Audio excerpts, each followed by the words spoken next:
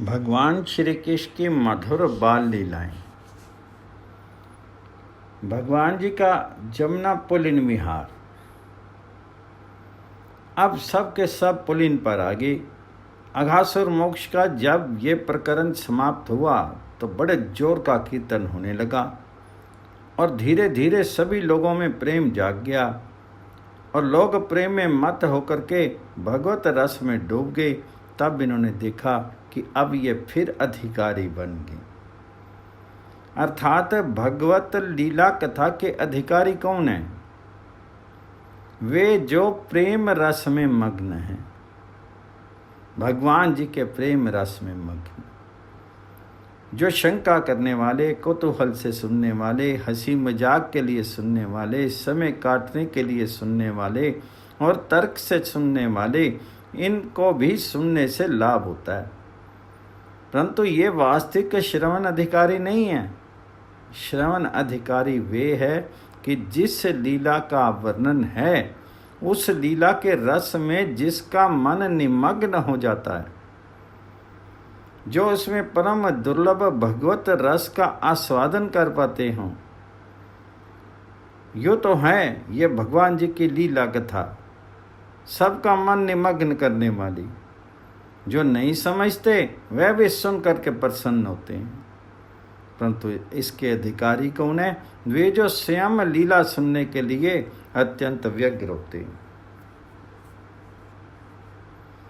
ये सारे के सारे वहाँ के श्रोता सुनने के अधिकारी और परीक्षित महाराज तो महान अधिकारी हैं। आप परीक्षित महाराज के लीला श्रवण का परम आग्रह देख करके उन्होंने अपने ध्यान को तोड़ा और बोले, महाभाग, भागवतोत्तम, ये 2 बार संबोधन किया। इससे सुखदेव जी का ये कहना है कि महाराज परीक्षित, तुम्हारे समान भाग्यवान जगत में कोई नहीं। अब सांप डस गया है और मरने को बैठे हैं, घर छूट रहा है, राज्य छूट रहा है और ये कहते हैं कि तुम महाभाग हो। कोई विषयी आदमी सुने तो कहे कि महाभाग कैसे? मरते आदमी को कहते कि तुम महाभाग हो, तुम बड़े भाग्यवान हो, तो आदमी लड़ पड़े और बोलेगा कि हम तो मर रहे हैं और ये कहता है कि भाग्यवान है। सुखदेव जी ने कहा, परीक्षित, तुम्हारे समान भाग्यवान कोई नहीं। क्यों? भगवान ने कहा, पहले की बात याद दिलाई। परीक्षित माता उत्तरा के गर्भ में मर चुके थे। लोगों को बड़ी साधना के बाद भगवान के दर्शन होते हैं और तुमको तो गर्भ में दर्शन होंगे। तुम कितने बड़े भाग्यशाली हो कि जब तुम माता के गर्भ में रहे उस समय और तुमने चाहा भी नहीं कि हमें दर्शन हो। कहाँ तुम्हारे में ज्ञान था? तुम तो वहाँ ब्रह्मास्त्र से मृतवत हो चुके थे। तो उस समय भगवान जी ने स्वयं तुम्हारी माता के उदर में प्रवेश किया और तुमको जीवित किया तथा तुमको वहां पर अपने दर्शन दे करके कृतार्थ किया। अतः तुम्हारे समान कोई भाग्यवान है? कौन भाग्यवान है? और इसके बाद परम सौभाग्य ये है कि भगवान जी की लीला कथा श्रवण करने के लिए जिसके मन में उल्लास, उत्साह और उत्कंठा पैदा हो जाए, विषय वार्ता सुनने के लिए सब लोग लोलुप हैं। भोगों की बात, धन की बात, विलास की बात, इंद्रियों के विषयों की बात, ये सबको अच्छी लगती हैं और सभी लोग सम उत्सुक रहते हैं, परंतु वे भाग्यवान नहीं हैं। वे भगवान जी को छोड़ करके भोगों में लगे हैं, अभागे और नरक रूप हैं, क्योंकि नरक रूप हैं इसलिए कि वह नरकों के समान इकट्ठा करते रहते रहे। नरकों का सामान इकट्ठा करता रहते हैं, अपने अंदर संस्कार रूप से और उसके आसपास रहने वाले, उनसे मिलने जुलने वाले भी नरक में जाने की तैयारी करने लगते हैं। भोग की बात करते हैं और बोले अमुक ने किसी प्रकार ये कमा लिया, उसके पास इतना रुपया हो गया, उसके पास इतना आराम हो गया, चलो हम भी ऐसे ही बने। कैसे बनेंगे? वैसे ही काम अपने करे तो बने ने। जिन नरकों का संग्रह करके कोई संसार के भोगों को प्राप्त करता है, उसके संग से उसी प्रकार के नरकों का संग्रह करने में दूसरा लग जाता है। इसलिए वह स्वयं अभागी और दूसरे को अभाग देने वाला है। तुलसीदास जी ने कहा, ते नर नरक रूप जीवत जग भव भंजन पद विमुख अभागी। जब भगवान जी के चरणों से विमुख हैं, वे जगत में कितने ही भाग्यवान चाहे कहलावें, पर हैं वे वास्तव में अभागे और नरक रूप स्वयं रात दिन जलते रहते हैं। चाहे लोग उनको समझें कि बड़े सुखी हैं, पर उनका जो अंतर्दाह है, अंदर की ज्वाला, ये धधकती रहती है, और जो उनके पास जाकर के बैठते हैं उनका भी जलना शुरू हो जाता है। अच्छा आदमी भी और जो साधक है, वह अगर भोगियों के पास रहने लगे तो भोगियों के अंतर ज्वाला उसके अंदर आ जाएगी और वो भी जलने लगेगा। उसका जो संतोष अमृत है वह सूख जाएगा और विषय कामना की आग उसके हृदय में प्रकट हो जाएगी। इसलिए कहा है कि किसी प्रकार से भी भोगों का संग मत करो। भोगी का संग बड़ी गहरी माया है। सुखदेव जी ने कहा, तुम महाभाग हो, तुम्हारे मृत्यु काल में ये संग मिला। तुम्हारे आसपास इतने महात्मा बैठे हैं और तुम्हारे अंदर भगवत गुणगान, भगवान जी के रहस्य को जानने की, लीला कथा श्रवण करने की आकांक्षा पैदा होगी। इससे बढ़कर के सौभाग्य क्या होगा?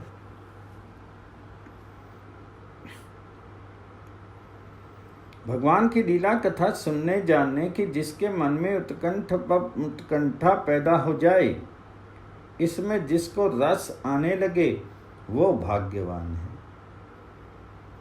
भाव आवेश में सुखदेव जी ने कह दिया, साधुम पृष्ठम महाभागम त्वया भागवत उत्तम। तुम बड़े भाग्यवान हो। और दूसरे बात क्या कही?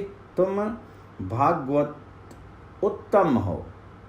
भागवत का अर्थ है भक्त, और भागवत उत्तम अर्थात जो भक्तों में श्रेष्ठ है, जो श्रवण कीर्तन आदि का अनुष्ठान करते हैं, जब भगवान जी की पूजा करते हैं, जब भगवान जी का चिंतन करते हैं, वे भक्त हैं, भागवत हैं। पर जिनके हृदय में प्रेम जागृत हो जाता है, जो उस प्रेम प्रवण हृदय को लेकर के भगवान जी को अपना मान करके जो उनकी लीला कथा सुनने में भी समुत्सुक हो जाते हैं कि उनकी बात को कोई सुनता रहे, अपने प्रीतम की कोई बात सुनाता रहे, उसकी चर्चा करता रहे, बस ये जिनको अत्यंत प्रिय होता है वह है भागवत उत्तम। वह भागवतों में श्रेष्ठ है।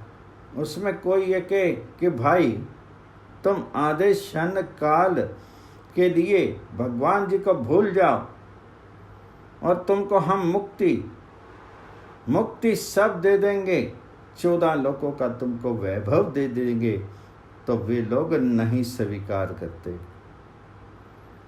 त्रिभुवन का वैभव उन्हें प्राप्त हो और कह दें कि तुम जरा सी देर के लिए भगवान जी को छोड़ करके भोग को याद कर लो, तो वे कहेंगे कि हमें त्रिभुवन का वैभव नहीं चाहिए। हम तो रात दिन भोगों की स्मृति करते हैं। भोगों की स्मृति तो भागवत उत्तमों के मन में उचित नहीं होती।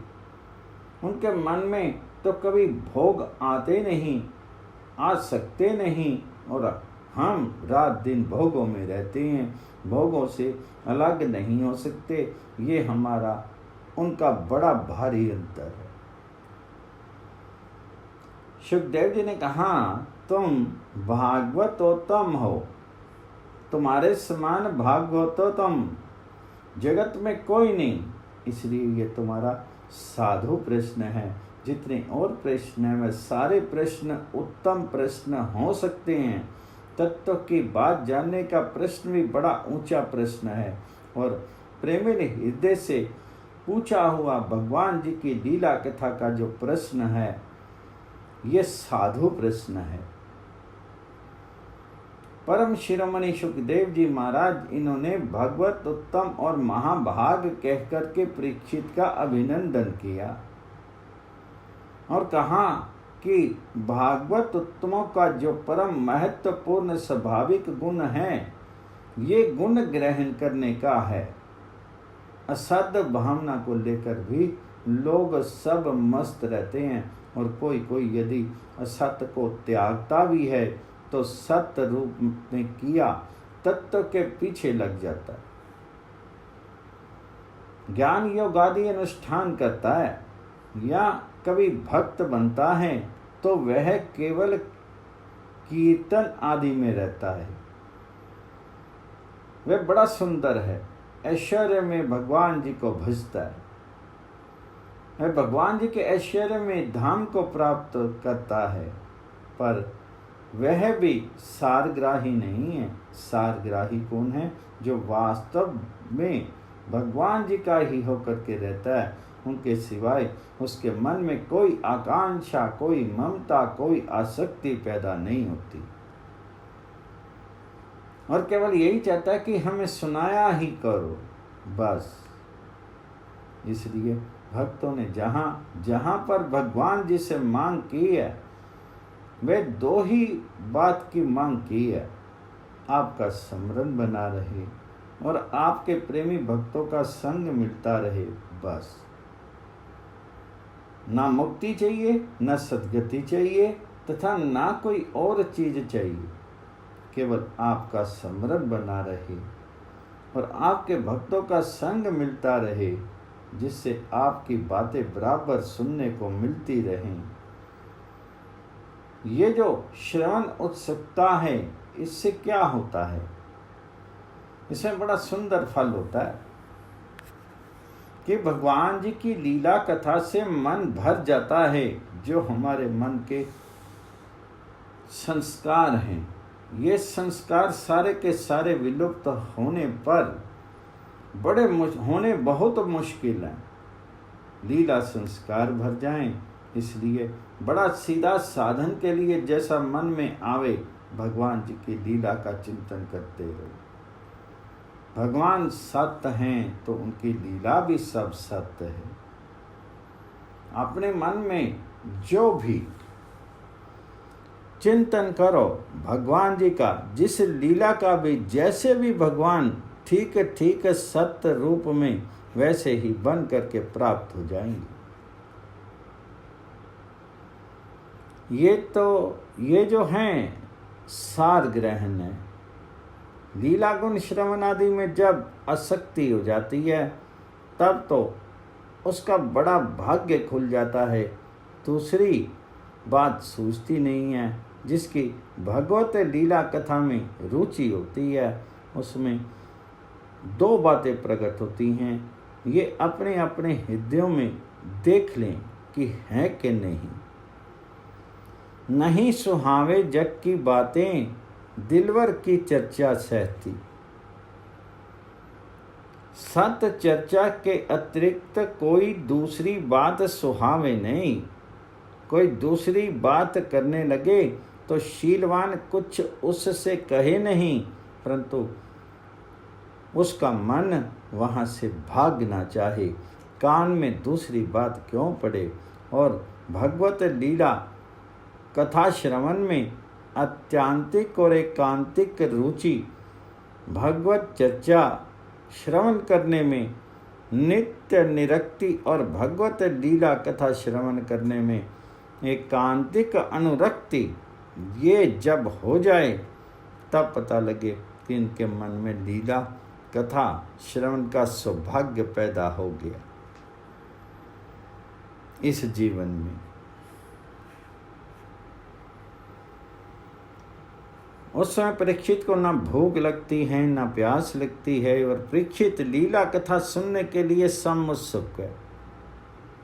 सुखदेव जी महाराज परम शिरोमणि, उन्होंने कहा कि तुम वास्तविक सारग्राही हो, कूड़े करकट में तुम्हारा मन नहीं जाता।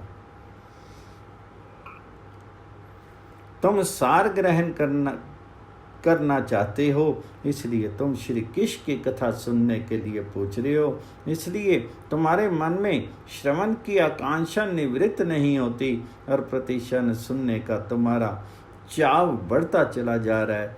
ये जो लीला कथा श्रवण में दूसरी बात बीच बीच में मन में आती है, हमारे इसका अर्थ यही है कि कूड़े करकट में हमारा मन अभी जाता है,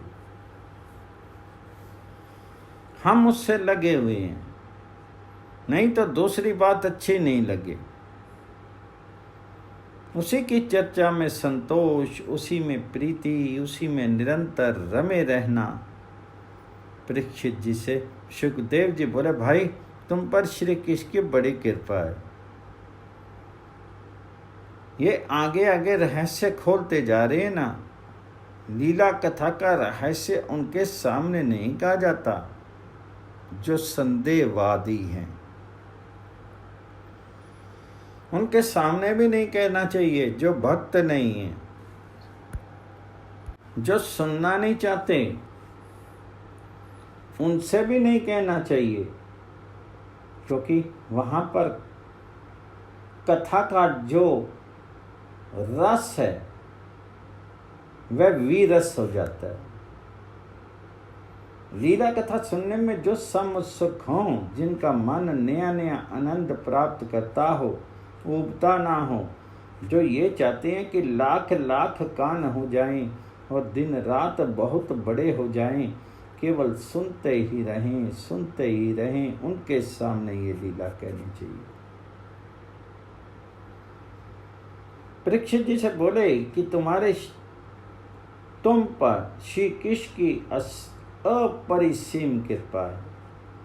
तुम अधिकारी हो, बिना अधिकारी के कहना नहीं है। तुम अधिकारी हो, इसलिए अब तुमको श्री कृष्ण की लीला कथा सुनाते। तुम श्रवण करो।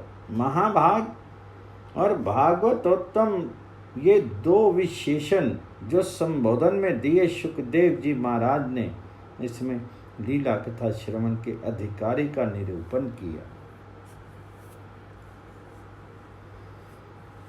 इसके बाद यह कथा कहने लगी, बोले देखो तुमने जो बात पूछी है उसका उत्तर बड़ा चमत्कार में है, और श्री कृष्ण की कृपा ना हो तो इस कथा पर लोग विश्वास भी नहीं करते और ना उसका रस ही उपलब्ध कर पाते हैं। अपनी विद्या से, अपनी बुद्धि से, अपने तर्कों से और अपनी लौकिक ज्ञान से भगवान जी की लीला कथा का कोई मर्म समझना चाहे, वह या तो अभिमानी है या मूर्ख है। कोई समझ सकता नहीं। ये तो श्री कृष्ण की कृपा से ही और श्री कृष्ण के भक्तों के द्वारा संप्लावित होकर के कोई इस लीला को समझने में समर्थ होता है। यहाँ उस श्लोक को फिर लिखा टीकाकारों ने।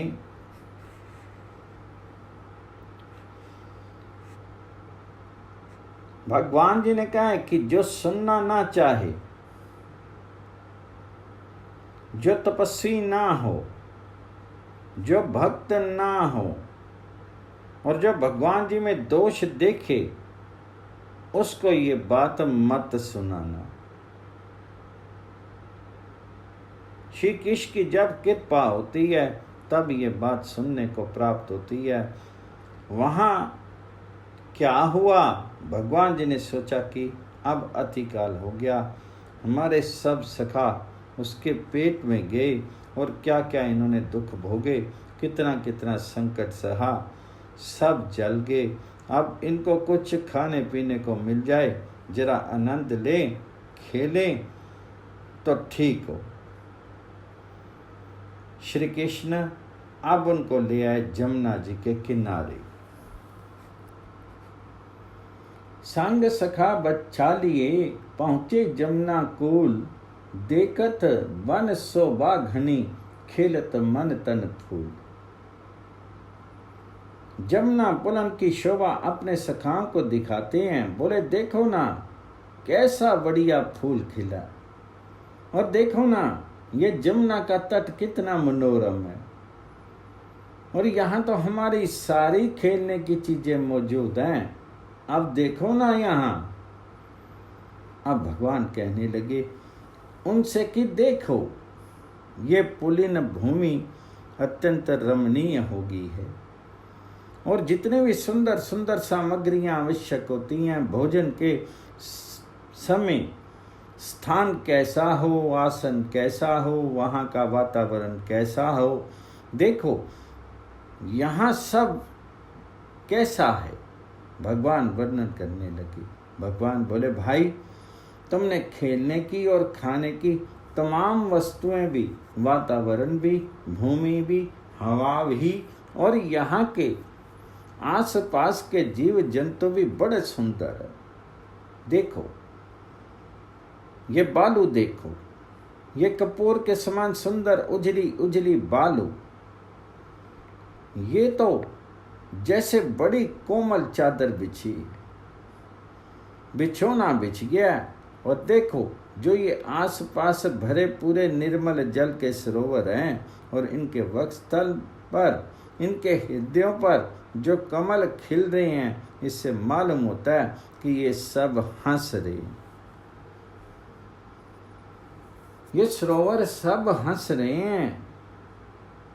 कमल का खिलना मानो इनका हंसना है। और फिर देखो ये जो सरोवरों में से गान ध्वनि निकल रही है, ये जो खिले हुए पुष्प हैं सरोवरों में, उनके परिमल से सुशोभित जो वायु है उसका स्पर्श पा करके ढेर की ढेर राशि भ्रमर पंक्तियां यहाँ खिंच खिंच करके आ रही हैं, गुंजन कर रही हैं। ये जो भ्रमरों का गुंजार है, ये इन सरोवरों की स्वर लहरी तो है, बड़ा सुंदर इनका गान हो रहा है। और इन जलाशयों के सुंदर सुगंधित जल से जो खिंच खिंच करके अगणित पक्षियों का दल, ये पक्षी समूह जो यहाँ पर मधुर कंठ से कलरव कर रहे हैं, सब के सब पक्षी बोल रहे हैं, ये भी तो इनका संगीत ही है। और फिर देखो ये नए नए सब वृक्ष, इनमें सब के नए नए पत्ते निकले हुए हैं, नए नए विविध रंगों के फूल लगे हैं, नए नए फल हैं। ये श्रेणीबद्ध वृक्षों की पंक्तियां, ये भ्रमरों के द्वारा गुंजार और पक्षियों के कलरव से मालूम हो रहा है हम लोगों को बुला रही हैं, तुम लोग यहाँ बैठो। घर पर आए हुए अतिथियों का स्वागत किया जाता है ना, ये सब के सब मानो हमारा स्वागत कर रहे हैं। वन के सारे उपक्रम हमारे स्वागत में लगे हैं।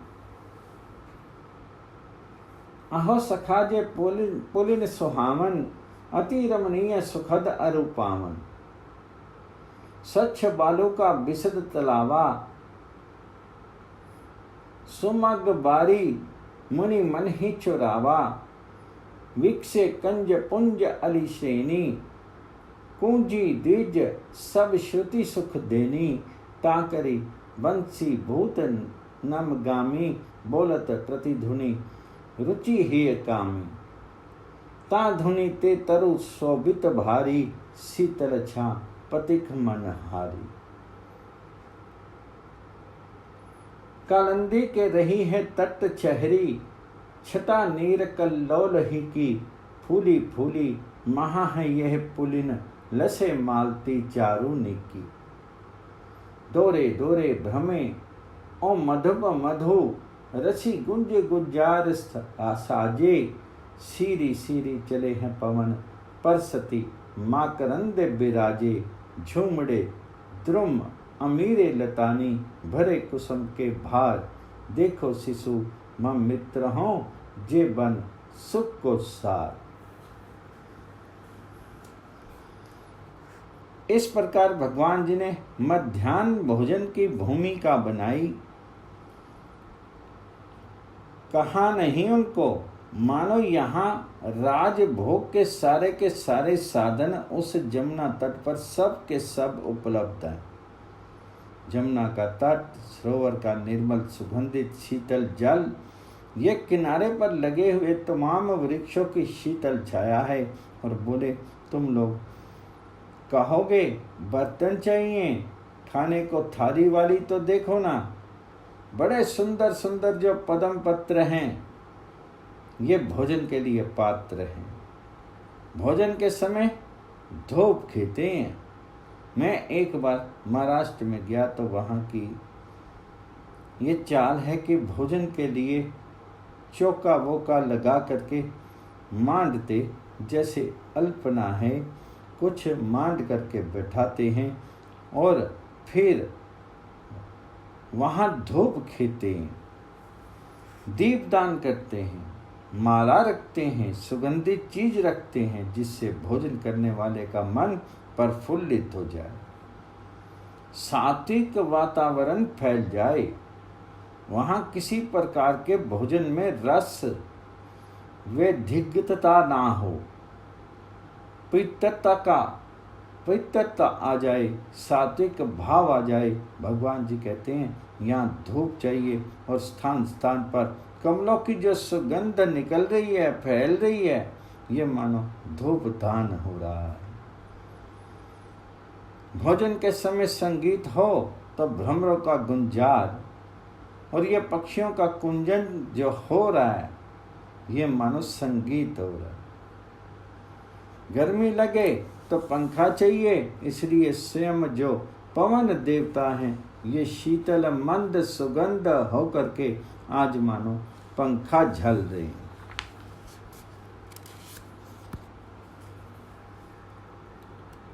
यहाँ सारी सामग्री मौजूद है। आप भोजन का वर्णन, ये पहले भूमि को बांध करके अब भगवान बोले, भाई आओ, अब देर बहुत हो गई, अब सब लोग खा लें, बड़ा विलंब हो गया, और भैया हमको भूख लगाई है, तुम लोगों को भी भूख लगी होगी।